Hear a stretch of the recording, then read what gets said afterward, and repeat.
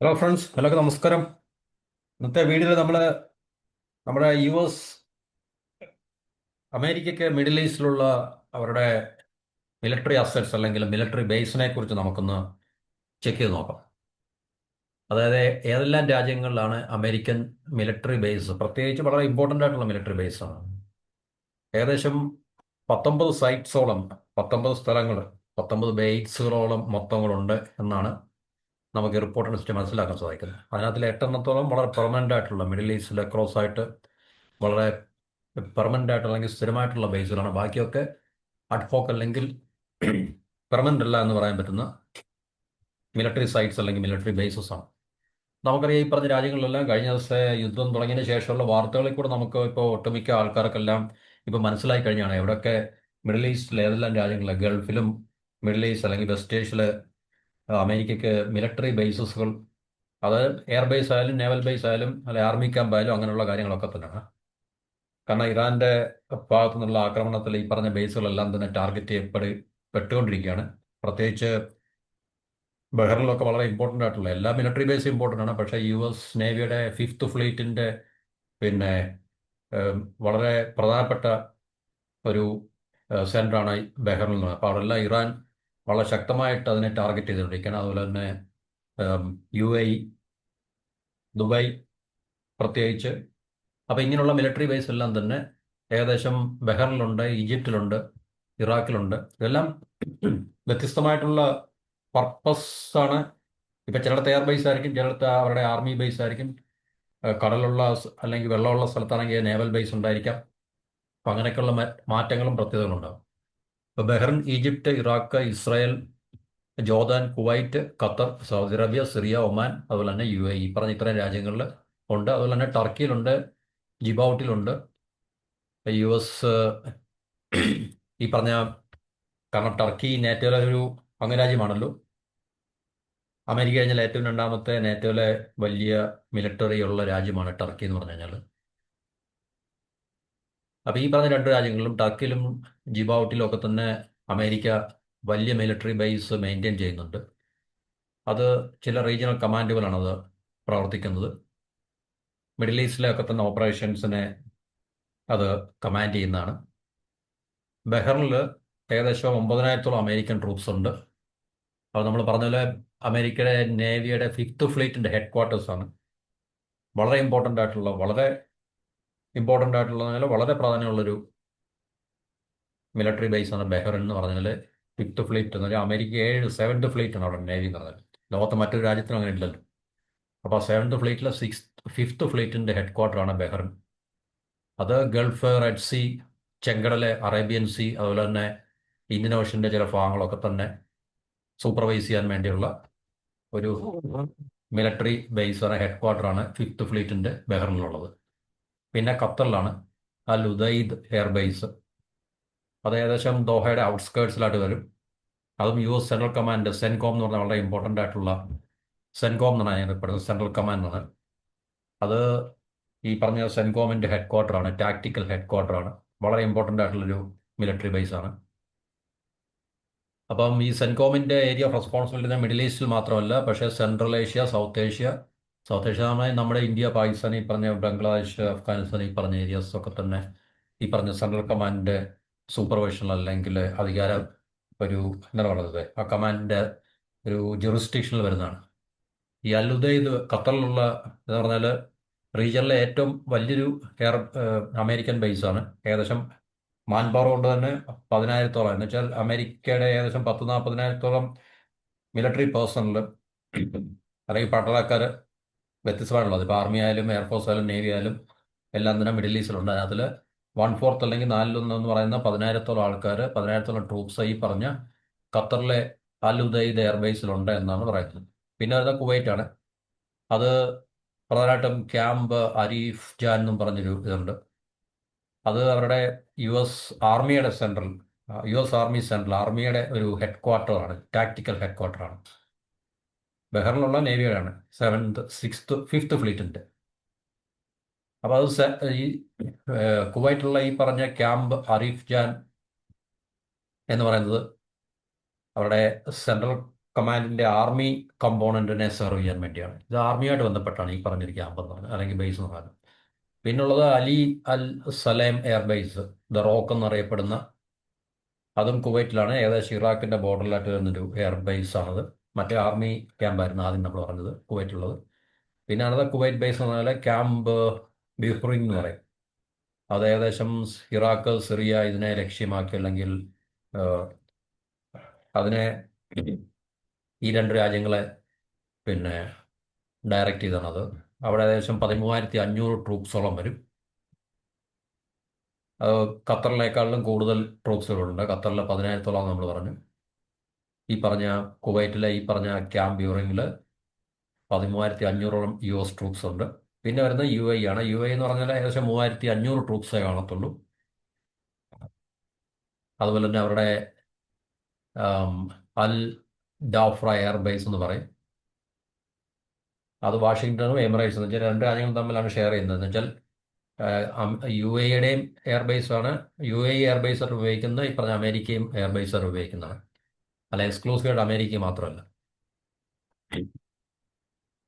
Islamic state group എന്ന് വെച്ചാൽ ഐസിസിനെതിരെയൊക്കെയുള്ള അവരുടെ മിഷന് വേണ്ടി ഈ പറഞ്ഞ ഈ എയർബേസ് ആണ് UAEയും അമേരിക്കയൊക്കെ ഉപയോഗിച്ചുകൊണ്ടിരുന്നത്. അതുപോലെ തന്നെ റീജിയനിലെ മൊത്തം റെക്കണൈസൻസ് മിഷന് വേണ്ടി, റെക്കണൈസ് എന്ന് പറഞ്ഞാൽ അവരുടെ ഈ പറഞ്ഞ എന്താണ് പറയുന്നത്, സർവലൻസ് ഇതിനു വേണ്ടിയൊക്കെ ഉപയോഗിക്കുന്ന. ഇപ്പൊ UAEയിൽ ഈ പറഞ്ഞ ഒരു പ്രധാനപ്പെട്ട ബേസ് മാത്രമേ ഉള്ളൂ. 3,500 ട്രൂപ്സ്. പിന്നെ വരുന്നത് ഇറാഖിലാണ്. ഇറാഖിലെ ഐൻ അൽ അസാദ് എയർബേസ് ആണ്, അൻബാർ എന്ന സ്ഥലത്ത്. അതായത് US പണ്ട് അവരുടെ ഈ ഇറാന്റെ സീനിയർ ജനറലിനെ ഖസം സുലൈമാനിയെ വധിച്ചപ്പോൾ ഇറാൻ ഈ പറഞ്ഞ എയർബേസിനെ ആണ് ടാർഗറ്റ് ചെയ്ത് മിസൈൽ അയച്ചിട്ടുണ്ടായിരുന്നത്. എന്നുവെച്ചാൽ ഈ എയർബേസിൽ നിന്നായിരിക്കും ചിലപ്പം ഈ പറഞ്ഞ വ്യക്തിയെ ടാർഗറ്റ് ചെയ്തെന്നുള്ളതിൻ്റെ അടിസ്ഥാനത്തിലായിരിക്കും ഇറാൻ അന്ന് ഈ മിസൈൽ വിക്ഷേപിച്ചത്. അതുപോലെ തന്നെ കർദിസ്ഥാൻ റീജിയനിൽ, എന്നുവെച്ചാൽ ഇറാഖിൽ തന്നെ ഉള്ള സെമി ഓട്ടോണമസ് റീജിയനായിട്ടുള്ള കർദിസ്ഥാൻ, കാരണം കർദുകൾ ഇറാഖിലും ഇറാനിലും ടർക്കിയിലും സിറിയയിലും ഒക്കെ തന്നെ ഉണ്ടുണ്ട്. അപ്പോൾ ഗ്രേറ്റർ കർദിസ്ഥാന് വേണ്ടി അവർ മുറവിളി കൂട്ടിക്കൊണ്ടിരിക്കുകയാണ്. അപ്പോൾ അവിടെ എർബിൽ എന്ന് പറഞ്ഞ എയർബേസ് ഉണ്ട്. അത് ട്രെയിനിങ് എക്സസൈസിന് വേണ്ടിയുള്ള ഒരു എയർബേസ് ആണെന്നാണ് പറയുന്നത്. പിന്നെ ഉള്ളത് സൗദി അറേബ്യയിലാണ്. സൗദി അറേബ്യ ഏകദേശം 2,700 US ട്രൂപ്സ് ഉണ്ട്. അതുപോലെ തന്നെ അത് ഈ എയർബേസ് എന്ന് പറഞ്ഞു കഴിഞ്ഞാൽ എയർ ആൻഡ് മിസൈൽ ഡിഫൻസ് കേപ്പബിലിറ്റീസിന് വേണ്ടിയുള്ളതാണ്. പ്രിൻസ് സുൽത്താൻ എയർബേസ് ആണ്.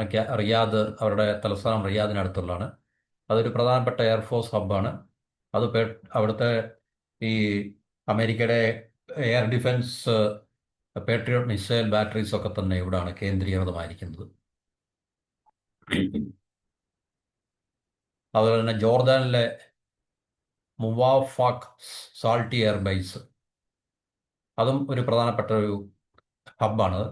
അത് ഏകദേശം അമേരിക്കയുടെ പിന്നെ US-ന്റെ 332 എയർ എക്സ്പെഡീഷൻ വിങ് ബേസ് ആണ്. എന്നുവെച്ചാൽ അത് കേന്ദ്രീകൃതമായിരിക്കുന്ന ജോർദാനിലാണ്. അപ്പോൾ ഈ പറഞ്ഞ രാജ്യങ്ങളിലെല്ലാം തന്നെ അമേരിക്കയുടെ പ്രധാനപ്പെട്ട വ്യത്യസ്തമായിട്ടുള്ള മിലിറ്ററി ബേസ് അവർ സ്ഥാപിച്ചിട്ടുണ്ട്. ജോർദാനിൽ 3,800-ഓളം ട്രൂപ്സ് ഉണ്ട്. 2,500 ട്രൂപ്സ് ഇറാഖിലുണ്ട്. 2,000 ട്രൂപ്സ് സിറിയയിലുണ്ടെന്നാണ് പറയുന്നത്. പിന്നെ നമ്മൾ നേരത്തെ പറഞ്ഞത് ടർക്കിയിലുണ്ടെന്ന് പറഞ്ഞ് പ്രധാനപ്പെട്ട വലിയ ലാർജർ ബേസസ് ഉണ്ട്. ടർക്കിയുടെ ഫോഴ്സും അതുപോലെ തന്നെ അമേരിക്കയുടെ ഫോഴ്സ് ഒരുമിച്ച് റൺ ചെയ്യുന്നതാണ് ടർക്കിയിലുള്ളത്. അത് നേറ്റോയുടെ ബേസാണ്. നേറ്റോ രാജ്യമായതുകൊണ്ട് നേറ്റോയുടെ ഓപ്പറേഷൻ കൂടെ അതിൽ ഒരു പക്ഷേ ഉൾപ്പെടുന്നതായിരിക്കും. അമേരിക്കയുടെ ന്യൂക്ലിയർ വാർഹെഡ്സ് ഒക്കെ അവിടെ ഉണ്ട് എന്നാണ് പറയപ്പെടുന്നത്, റിപ്പോർട്ട് ചെയ്യപ്പെടുന്നത് ടർക്കിയിൽ. അപ്പോൾ ഇതാണ് പ്രധാനപ്പെട്ട മിഡിൽ ഈസ്റ്റ് അല്ലെങ്കിൽ വെസ്റ്റ് ഏഷ്യയിലെ അമേരിക്കൻ ബേസസ് എന്ന് പറയുന്നത്. ഇതെല്ലാം വളരെ ഇമ്പോർട്ടൻ്റ് ആയിട്ടുള്ള, ഈ പറഞ്ഞ ടർക്കിയിലെ ഒഴിച്ച് ബാക്കി ജോർദാനിലെയും നമ്മൾ ഇപ്പോൾ ന്യൂസിൽ കേൾക്കുന്നില്ല. ബാക്കി പറഞ്ഞ ഒട്ടുമിക്ക എയർബേസുകളെല്ലാം തന്നെ പ്രധാനപ്പെട്ട സൗദി, ഖത്തർ, ബഹ്റിൻ, UAE, അതുപോലെ ഇറാഖ്, ഈ പറഞ്ഞ കേന്ദ്രം ഇവിടോട്ടെല്ലാം തന്നെ ഇറാൻ്റെ missile drone അറ്റാക്കുകൾ തുടർന്നുകൊണ്ടിരിക്കുകയാണ്.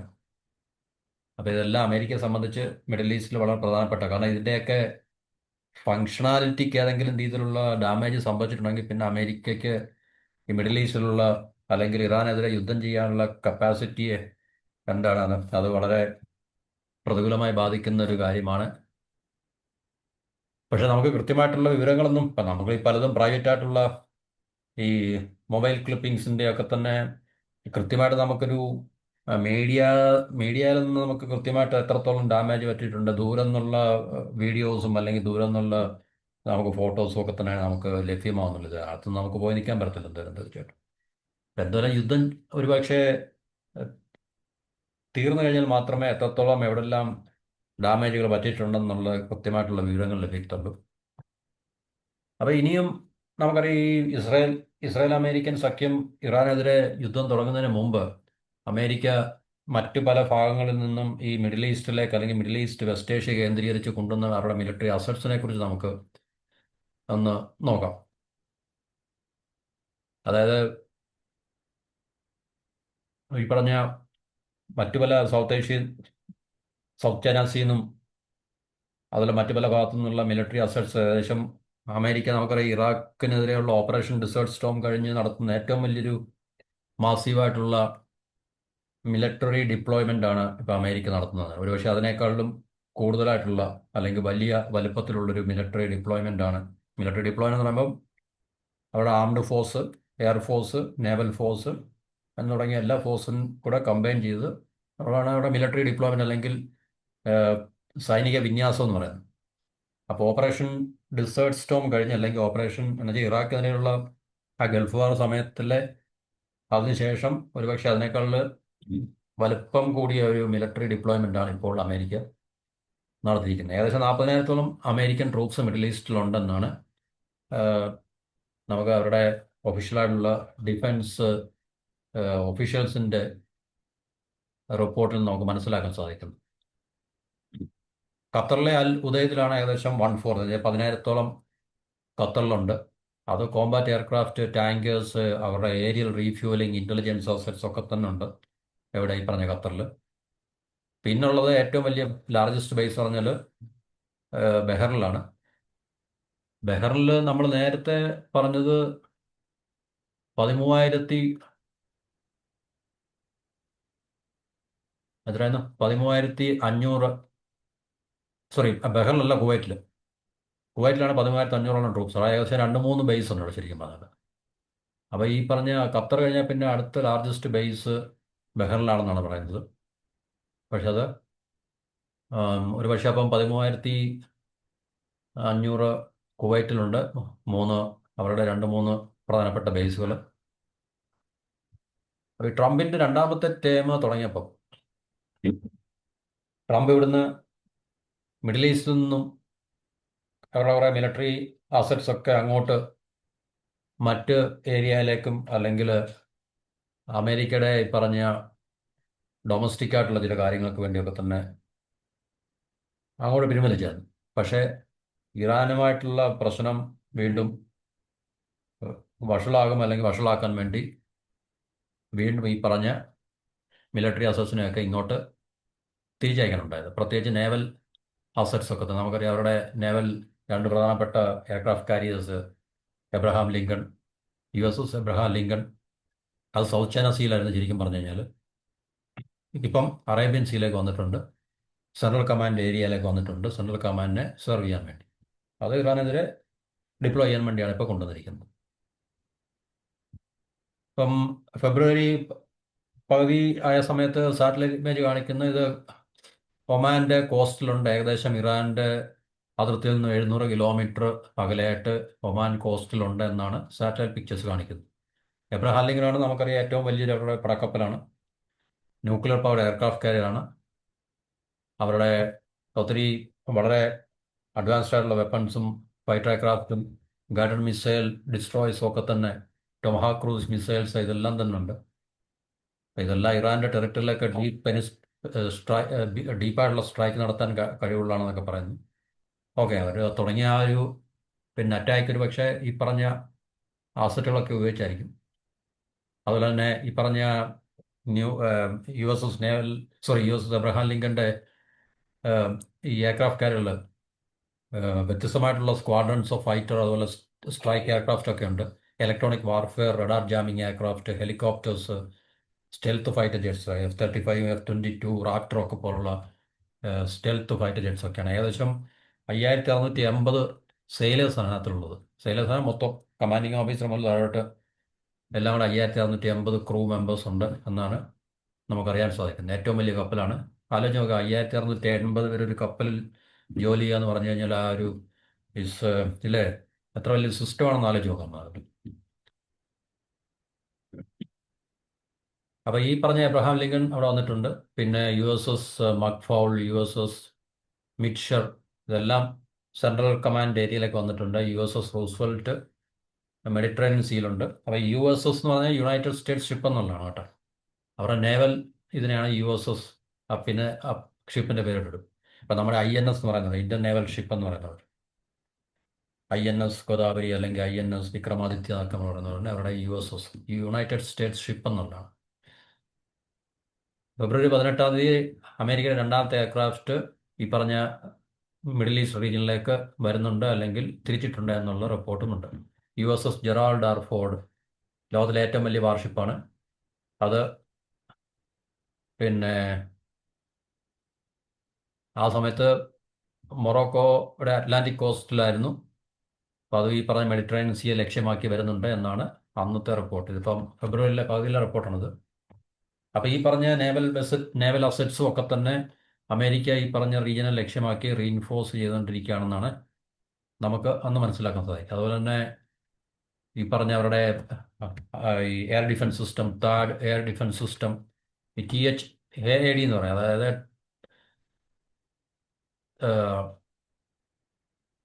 Thermal high altitude air defence എന്നാണെന്ന് തോന്നുന്നു അതിൻ്റെ ഫുൾ ഫോം. വളരെ അധികം വിലപിടിപ്പുള്ളതാണ്. പക്ഷേ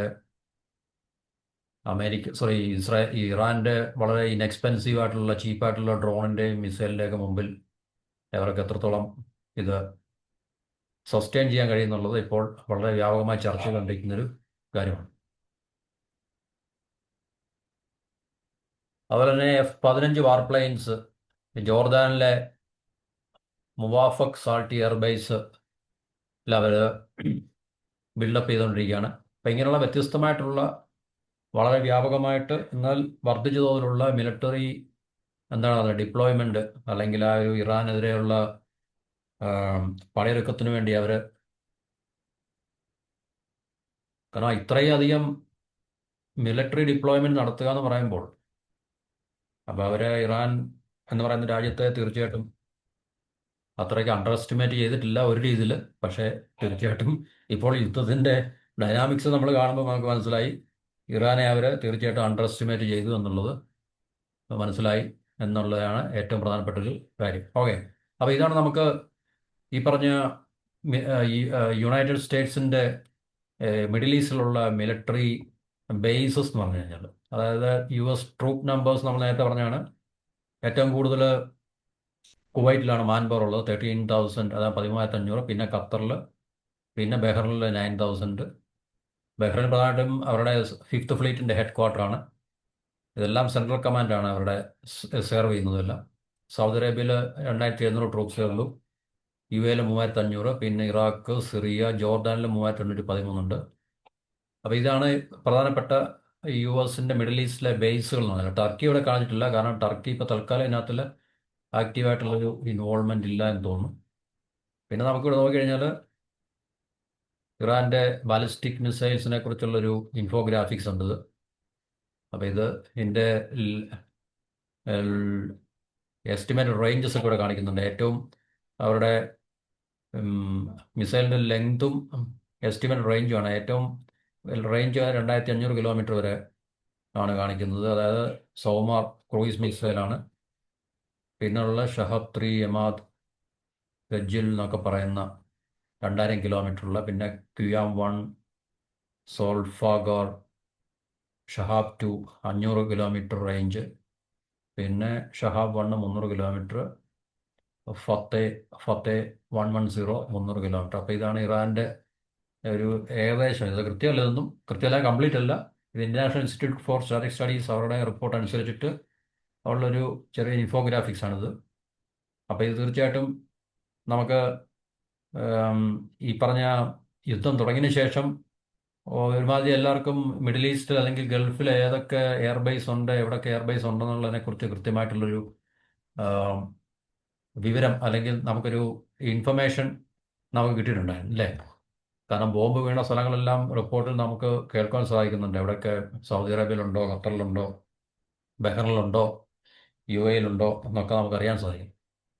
അപ്പോൾ ഇതാണ് നമുക്ക് യു എസിൻ്റെ മിലിറ്ററി അസറ്റ്സിനെ കുറിച്ച്, അല്ലെങ്കിൽ മിഡിൽ ഈസ്റ്റ് അല്ലെങ്കിൽ ഈ പറഞ്ഞ വെസ്റ്റ് ഏഷ്യ എന്ന് പറയുന്ന റീജിയനിൽ അമേരിക്കയുടെ പ്രധാനപ്പെട്ട ബേസുകളെ കുറിച്ച് അല്ലെങ്കിൽ മിലിറ്ററി അസറ്റ്സിനെ കുറിച്ചുള്ളൊരു ആം, എന്താണ് പറയുന്നത്, ഒരു സ്നാപ്ഷോട്ട്. അപ്പോൾ ഇത് നമുക്ക് ഒന്നറിഞ്ഞിരിക്കാൻ വേണ്ടി ജസ്റ്റ് ഒന്ന് ഡിസ്കസ് ചെയ്യുന്നേ ഉള്ളൂ. ഏറ്റവും വലിയ ബേസ് ഖത്തറിലാണ്, സോറി, മാൻ പവർ അനുസരിച്ച് കുവൈറ്റിലാണ്. കുവൈറ്റിൽ 2-3 ബേസ് ഉണ്ട്. ഖത്തറിലാണ് ഏറ്റവും അവരുടെ സിംഗിൾ ഒറ്റ ബേസേ ഉള്ളൂ. അപ്പോൾ അവിടെ തന്നെ 10,000 പിന്നെ മാൻ പവർ ഉണ്ട്, 10,000 ട്രൂപ്സ് ഉണ്ട്. പിന്നുള്ള ബഹ്റിനിലാണ്. തീർച്ചയായിട്ടും അത് അവരുടെ US-ൻ്റെ 5th ഫ്ലീറ്റുമായിട്ട് ബന്ധപ്പെട്ടാണ്.